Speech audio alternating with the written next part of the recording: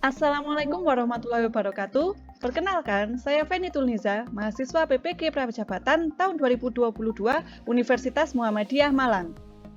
Di sini saya akan menjelaskan hasil ujian tengah semester pemahaman tentang peserta didik dan pembelajarannya.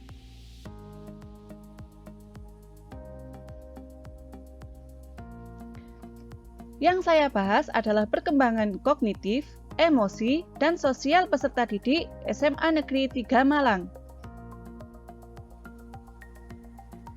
Yang pertama, saya akan membahas perkembangan kognitif berdasarkan teori Piaget. Anak SMA memasuki rentang usia antara 15 sampai dengan 18 tahun.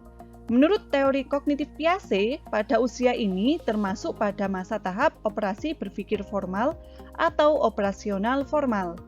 Karakteristik anak pada usia tersebut antara lain, yang pertama sudah memiliki kemampuan untuk berpikir sistematis.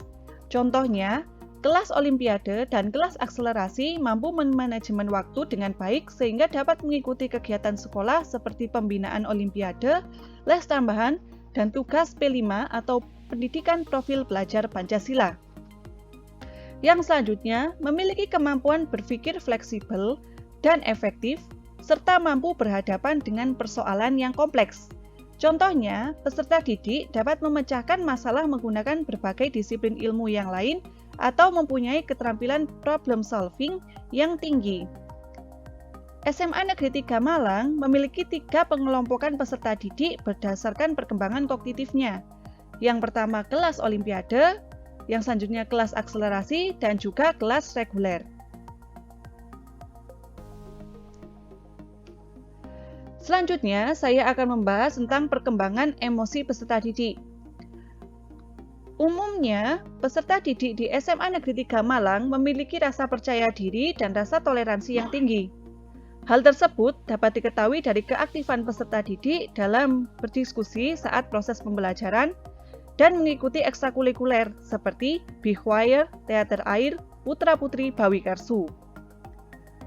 Peserta didik di SMA Negeri 3 Malang mempunyai perilaku sopan santun yang tercermin dalam komunikasi antar peserta didik dengan guru, dan juga peserta didik dengan warga sekolah.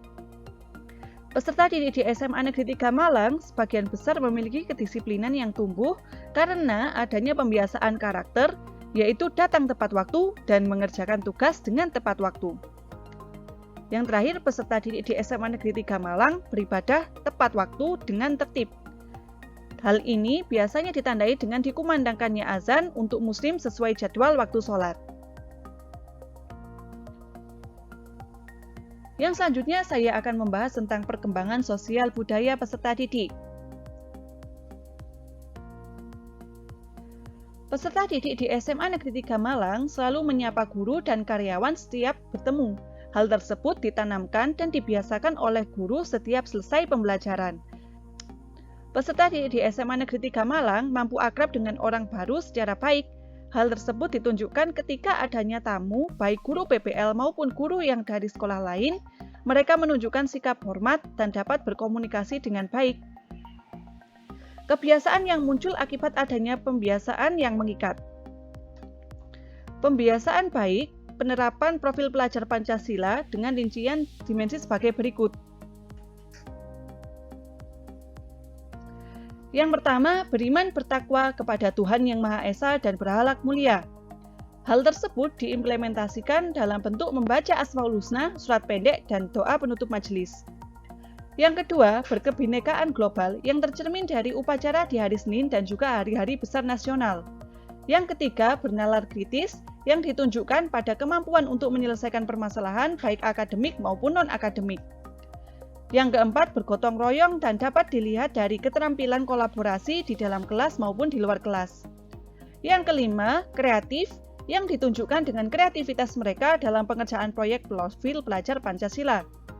Yang terakhir, mandiri yang tercermin dari kemampuan peserta didik untuk menyelesaikan tugas dengan baik. Yang selanjutnya, saya akan membahas tentang gaya belajar peserta didik di SMA Negeri 3 Malang. Berdasarkan hasil observasi dan siklus pembelajaran terbimbing atau open lesson, Peserta didik dalam satu kelas memiliki gaya belajar yang berbeda-beda. Terdapat peserta didik yang belajarnya secara auditori, visual, dan juga kinestetik. Hal tersebut diperkuat dengan hasil survei sebagai berikut. Peserta didik yang belajar menggunakan auditori itu sebanyak 26,4%, yang secara visual 41,8%, dan secara kinestetik sebanyak 31,8%. Yang selanjutnya saya akan membahas tentang motivasi belajar peserta didik di SMA Negeri 3 Malang. Berdasarkan hasil observasi dan siklus pembelajaran terbimbing atau open lesson, peserta didik dalam satu kelas memiliki motivasi belajar yang dapat digolongkan menjadi dua kelompok kategori, yaitu motivasi belajar tinggi dan motivasi belajar rendah. Motivasi belajar tinggi sebanyak 86% dan motivasi belajar rendah sebanyak 14%. Di SMA Negeri 3 Malang, motivasi belajar peserta didik dipengaruhi oleh beberapa faktor. Yang pertama, peran orang tua, kreativitas guru, dan juga lingkungan sekolah. Sekian presentasi dan penjelasan dari saya. Terima kasih telah menonton video saya. Saya akhiri. Wassalamualaikum warahmatullahi wabarakatuh.